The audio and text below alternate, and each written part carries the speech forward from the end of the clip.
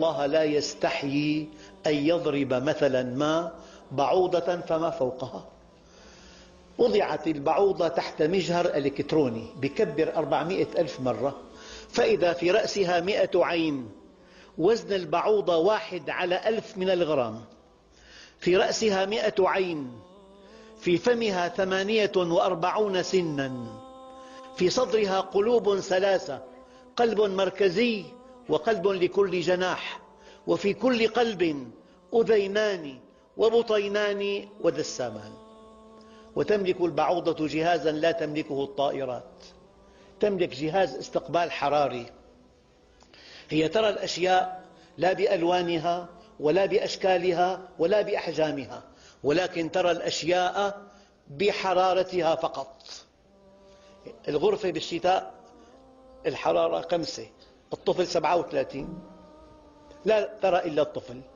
مع جهاز تحليل دم، ما كل دم بيناسبها، تأخذ عينة بعدين بتمص. قد ينام أخوان على سرير واحد، الواحد دمه لم يعجبها لا تلسعه، أما الثاني ملأته لسعا. مع جهاز تحليل ومع جهاز تميع دم، لأن دم الإنسان سمج لا يسري في خرطومها، بتميع الدم. ومع جهاز تخدير حتى ما يقتلها، بتخدره.